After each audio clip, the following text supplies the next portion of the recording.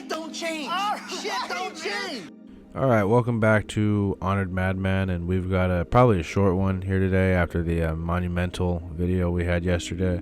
That fucking thing was almost 2 hours long because I just insisted on explaining bits of Dranlax's lore alongside Vendrick's, while occasionally mixing up obvious stuff like the Manus pendant and the doll from Anor Londo, or even worse, mixing up Vendrick and the Iron King when it comes to the undead purgatory and the famous undead hunts of the Huntsman's Copse. Because I didn't read that undead lockaway key, I just assumed that that was Vendrick's doing. But it was in fact the Iron King's, and that was on me. I feel like I knew that too, and I just kind of blanked it, but it's been a long time.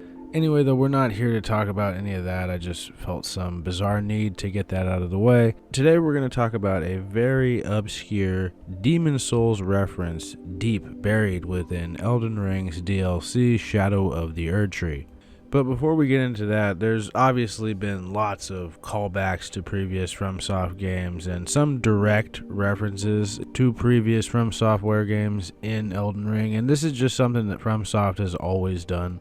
Now, a lot of the references in Elden Ring are recurring tropes like patches or the man-eater butcher woman, Ogress Anastasia, I believe she is in Elden Ring, but, you know, she's the successor to man-eater Mildred. And there's lots of recurring elements like that. Sometimes there's these new bosses that are sort of heavily inspired by previous ones, so they're also, you know, references. In that way, I mean like how Hornscent and Smo are very similar in general appearance to the Godskin duo, or like how the Flame Prelate of the illustrious fire monks of the giant mountaintops is very similar looking, at least in spirit, to Smo, and you know, in armor, Miss Fat Guy armor. Very intricately carved and designed Fat Guy armor. And honestly, the list of these references goes on, though. There's stuff like the Silver Tears, how they sometimes have that little shield and they can shoot arrows and stab you.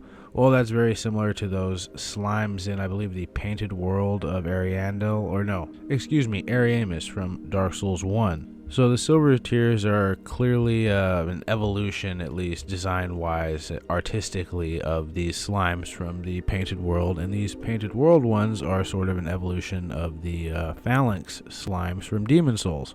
And again, that probably goes without saying. A lot of stuff is this obvious. It's like Sif and the Red Wolf of Radagon, who is very clearly the spiritual successor to Sif, one of the most iconic From Software bosses of all time. In some cases, From Software likes to flip the script and give you a reference to a game they haven't even finished developing yet, you know, a hint at an upcoming game.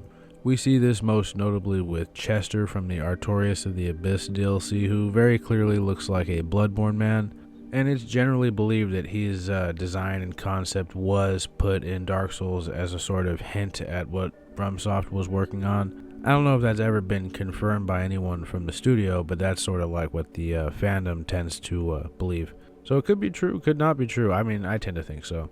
So yeah, there's a few cases like that, but most of the time it's usually something in a new FromSoft game that was inspired by a thing from a previous game, like we already kind of talked about. And it could be just about anything, though, you know, the obvious stuff like weapons or armor or boss designs.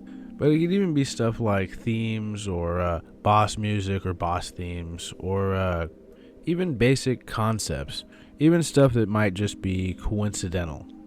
Like, for example, Vendrick being charmed by Nashandra to go to war against the giants is, to me, very similar to Marika doing a very similar thing with Godfrey. You know, she made him her husband, and then together they destroyed and slaughtered all the giants. I mean, that's like exactly the same thing.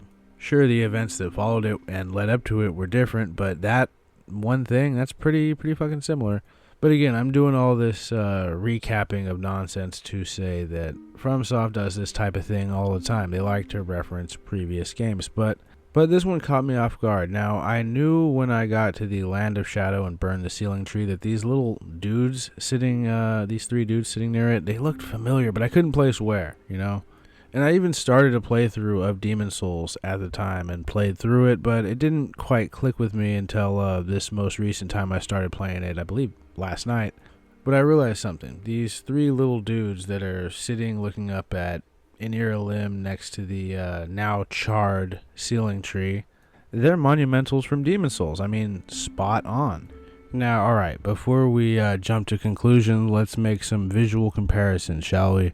First, let's use the classic Demon Souls version. So, as you can see, they've still got the candle, they've got the little cap, and they've got that little poncho cloak thing. I think it's very clearly meant to be the same type of thing, like it's meant to evoke the Monumental from Demon Souls. Now let's look at the one from the remaster. Now the remaster botched a lot of designs, and I don't really particularly care for the Monumentals either, but I like how the skin looks like it's made out of wood. Now some of the quote-unquote Monumentals that we may see at Ballarat also look like they might have brass skin, or perhaps there's little lines in it too, and my PC graphics aren't up to date, but it's food for thought. Now the final comparison I want to make is with this awesome piece of concept art that actually has little descriptions that I'll probably read. So again, we have the hat, we have the cloak, we have the face, and we have a little description for what its features are like and the type of entity it is. Despite its young body, its eyes have an air of inscrutable tranquility, as though it can see great distances through its half-open eyes. Its hooded eyelids are modeled after those commonly seen in Buddhist statues. Now, I believe that is a design note. And yeah, he sort of does evoke a child Buddha-esque vibe with his imagery. He reminds me of Vivek, but if Vivek was a child from Morrowind.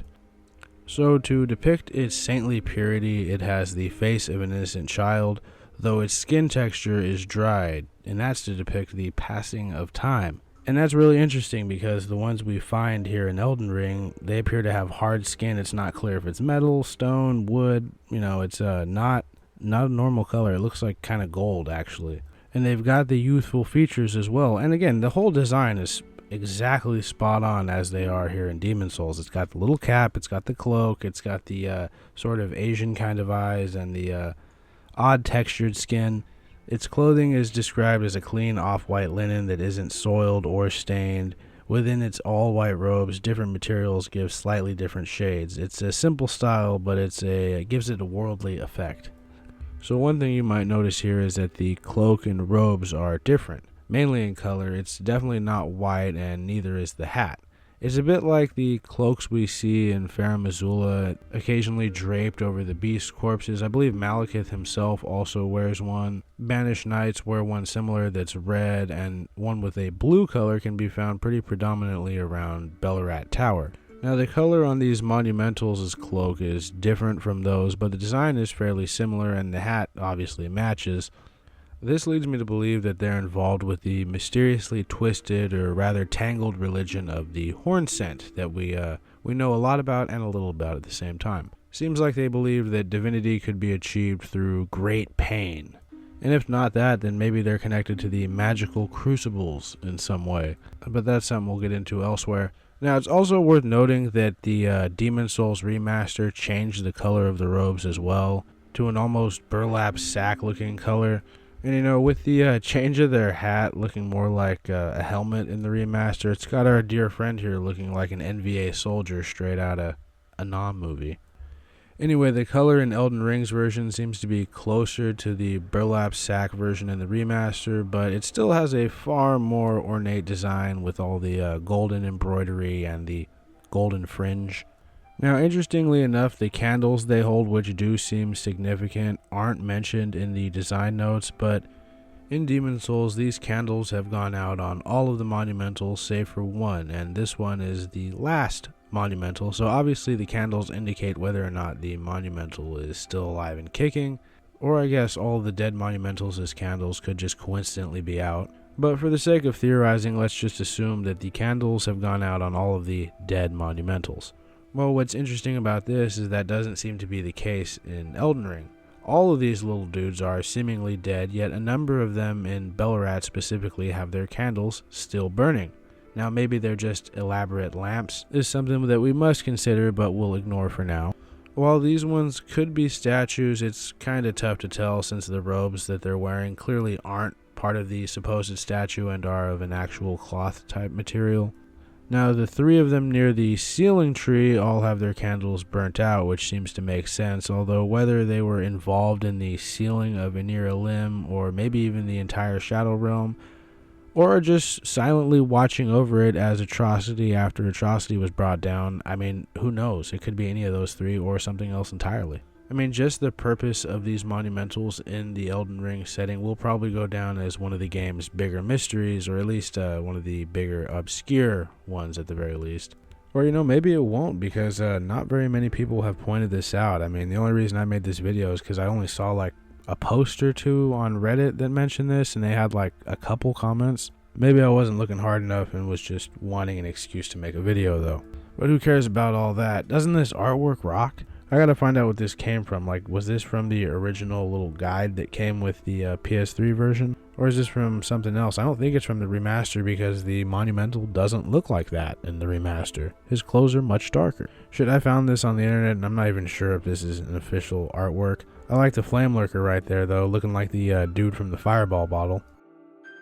Again, those are just more design notes. That's meant to show us that this little child looking monk is way more than meets the eye, He's actually like a profoundly powerful individual, and he's the last of his kind of this race of ancient beings that fought against the demons and successfully imprisoned the old one.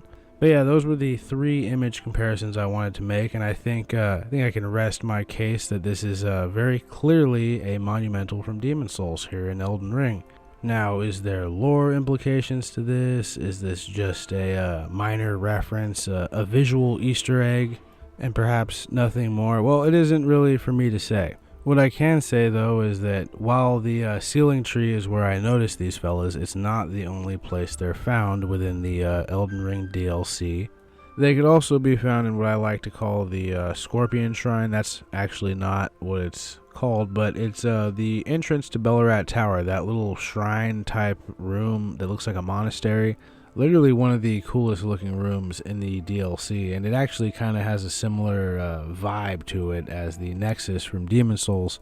But as you can see on the steps here, there's countless monumentals that are sort of lining it. These might be statues. I haven't done a size comparison yet, but take a look at that though. That's quite literally what that is. Now, we don't find any living monumentals in Elden Ring, and I guess that shouldn't be surprising considering there was only one left in Demon Souls. So let's get into a little bit of lore, because that is kind of what we do around here. What is the Monumental? What is this little Buddha / Vivek style kid? Or is he a kid, or is he or can looks be deceiving? So the Monumental does a pretty good job of explaining who, or rather what, he and the other Monumentals are or were. I am one of the Monumentals. We preserve the fabric of reality. Once, we too, the scourge of demons, faced. In the distant past, under a benevolent rule, the world was united, owing to the soul arts. Until a lust for power caused the awakening of the Old One. Across the land seeped a colorless, deep fog, and the world faced extinction at the hands of the demons. Thanks be, we were able to lull the Old One back to his slumber, yet only after the loss of innumerable souls, and half the world lost, erased by the fog. We contained the Old One inside this nexus and banned the soul arts. Finally, we became monumentals, half-living sentinels of the fabric of reality. Alas, the other monumentals have perished, and only I remain.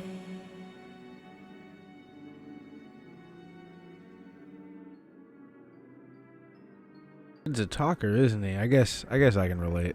So notice the general design of the Monumental. He's sort of like I said, this kid-looking Buddha dude wearing a cap and a sort of off-white cloak. Very simple, not quite white, not stained or soiled either. His features are soft like a child, but his skin is hard. It almost looks like wood in the Demon Souls remake, and to me it looks like brass in Elden Ring. But in original Demon Souls, to me, it didn't look any different than the skin of the other NPCs, which might have been a drawback of the technology at the time.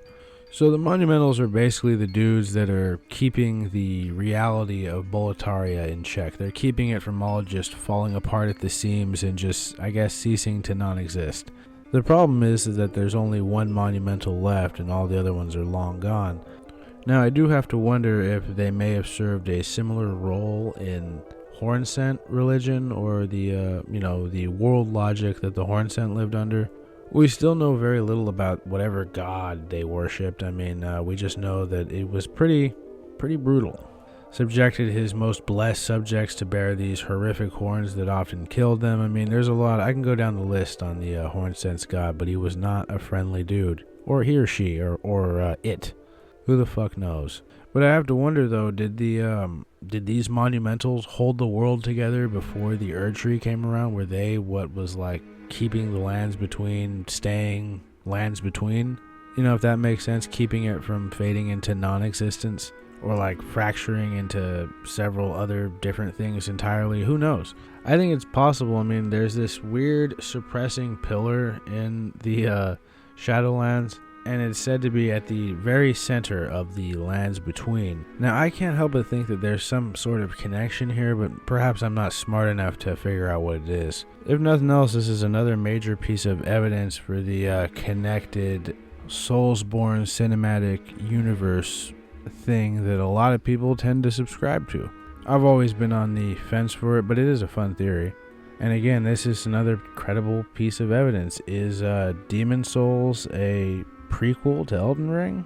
A lot of people may say yes, a lot of people may say no. Since I've been replaying the games though, I did notice one thing, is that Demon Souls feels a lot like Dark Souls 2, and Dark Souls 2 feels a lot like Elden Ring, if that makes sense, at least in a general vibe, although a lot of people might disagree. And in that same vein, I've always felt Dark Souls 3 and Bloodborne to be kind of cut from the same cloth, even Sekiro to a certain degree. Obviously, Dark Souls 3 is also a lot like Dark Souls 1 as well, at least aesthetic and story and, you know, just about everything besides the gameplay wise. And again, this is all just a personal sentiment that may change over time. So let's get back to the Monumental. He tells us himself, hey, you might not think much of me, but we went to war against the demons too. I like how he tries to appeal to your humanity in a way, like, you know, he's talking like a little kid and he's like, hey, you don't think much of me, but I've done exactly what you do. I've hunted the demons, I went to war with them. And it's this interesting sort of childlike way of appealing to an actual human, when the Monumental is something different. They may have originally been human or human-like, but now they're something else entirely. They're sort of like enlightened beings, you know, ascended ones, transcended ones. They're sort of like these living contradictions. They appear young and youthful, but then you take a closer look at their skin and it's as dry as wood to depict the passage of time and just how long a Monumental's been around. They're often described as half-living, which could indicate that they live half-lives. Now, bear with me for a second. Crackpot theory time and all that. But this could possibly explain what happened to all of the others. I mean, they don't seem to have died in battle. Maybe a mental battle, perhaps, but who's to say? And of course, the term half-living could have absolutely nothing to do with nuclear half-lives in this regard, but where's the fun in that? So let's speculate. Half-lives could potentially be multiple billions of years long, but they could also potentially be fractions of a second long. So maybe it's just as simple as that with the Monumentals. Maybe the time ran out for all the other ones, and the last one just happens to have the longest half-life. One that's so long it can seem like almost an eternity. That would actually make the situation in Demon Souls even more dire than it already is, because it would quite literally mean that reality is being held together by the tiniest thread of chance. Pretty cool if you ask me, but it's just a wild crackpot theory as far as I know. But anyway, it probably goes without saying that this last Monumental is a pretty big deal. He's pretty important. The old description describes this Monumental as the last surviving harbinger of its kind, and that they're a vessel race endowed only with prophetic knowledge and lacking all consequences of emotion or personal thought. So that goes to show you they're sort of like these robots. Or like those kids who were in those pods, and I think, what was it, Minority Report? Man, I've seen that movie one time, so if that reference doesn't really work there, don't blame me. They are a bit different, though. They aren't completely like artificial creations or anything like that. The Monumentals originally seem to have been a group of people who faced the demons and lured the old one, back into its slumber like the imprisoned from fucking Skyward Sword. But this was at a great cost. Like, it cost innumerable souls. Half the world was erased by the end of this conflict. But those who would become the Monumentals sort of succeeded in their victory. Yeah, it cost them countless individual souls. They still won. They entrusted 6 archstones to the 6 leaders of the surface world, the humanity, and basically they were entrusted with helping keep everything in check, the fabric of reality in check, by guarding these precious archstones. Meanwhile, those who would become monumental eventually did become monumental after they trapped the old one in the Nexus and banned the notorious soul arts that led to this whole demon uprising and the awakening of the old one in the first place. After that, they essentially just became the guardians, the half-living sentinels of the fabric of reality, and nowadays there's only one monumental left. In Elden Ring, there doesn't appear to be any. Now, there's not a whole lot in regards to demons in the Elden Ring universe, and the Monumentals seem to really be characterized by their, you can't even really say hatred because they don't have emotion, but their desire to have all the demons killed. All the demons need to be eradicated for the Monumentals' purpose to be fulfilled, and even then they still got a job to do. One thing I am curious about is that the Elden Ring's version of Monumentals seem to have been involved in some way with the sealing away of Erdtree, or maybe they tried to undo it. So it is pretty tough to discern what their purpose and their job was in this new setting. But at the very least, they seem somewhat involved with the Hornscent religion and the sealing tree here that needs to be burned away to gain access to Erdtree, the final dungeon, and the place where one can find the very gates of divinity. So it's definitely something to think about. I think it's also highly likely that I may be overthinking this direct connection between Demon Souls and Elden Ring, when in actuality it's just, an Easter egg. A little visual callback detail for the odd inquisitive mind, or just for the people who played Demon Souls and happen to remember the Monumental. There may be no lore implications from this. I mean, for all we know, in this Elden Ring setting, these guys are not the Monumental. They just share a resemblance with them. I mean, who knows? As far as theories go, though, my working one is that the Hornscent's god was an old one similar to the one from Demon Souls. And these Elden Ring Monumentals, they're completely ancient. So when they started to die off, the old one started to gain more influence, more power, and he could actually begin influencing and interacting with the people of what is now the Shadow Realm, and that's why they started sprouting horns. He started, influencing them. And as time went on, there was less and less Monumentals around to keep him sealed away completely, potentially. That his influence grew to insane levels, and he became the god figure that the Hornscent mysteriously worship, even though he inflicts so much pain upon them. Now, this god would presumably be done away with when Marika went to the Gates of Divinity and replaced it.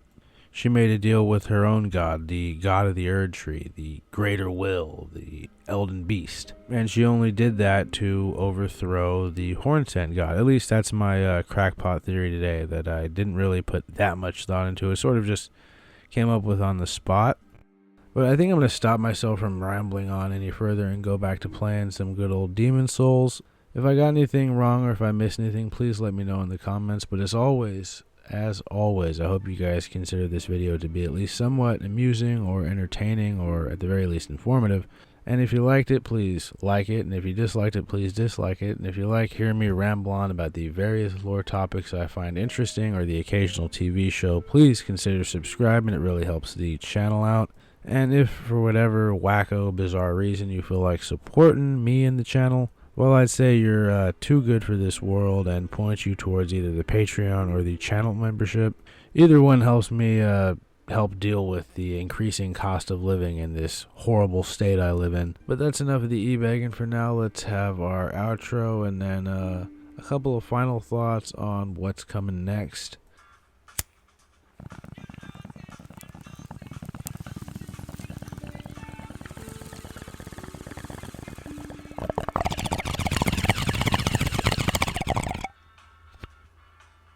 Honestly, you could probably easily, well, maybe not easily, but you could do a whole video on the sheer amount of references to other stuff that's in Elden Ring. I mean, shit, there's Lovecraft, Studio Ghibli, Lord of the Rings, and then there's like nods to the works of its writers, you know, George R. R. Martin, Fever Dream, Game of Thrones.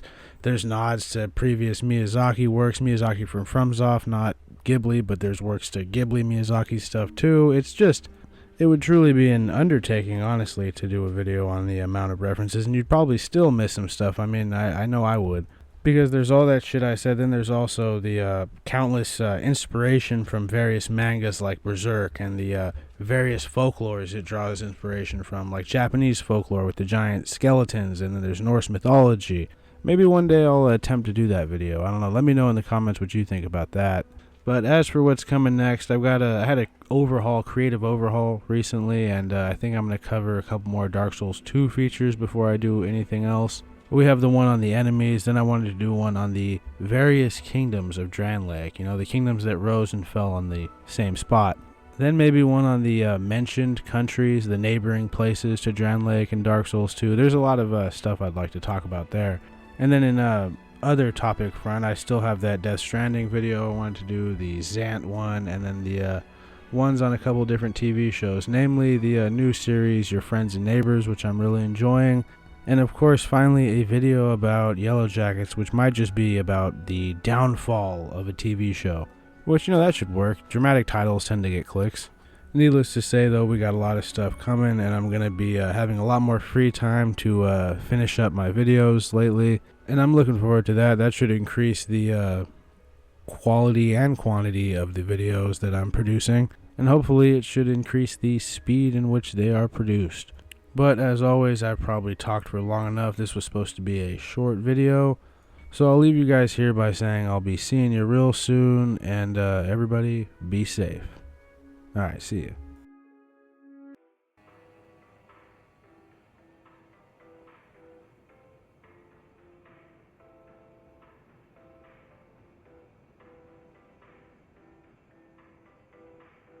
Another good one from Can.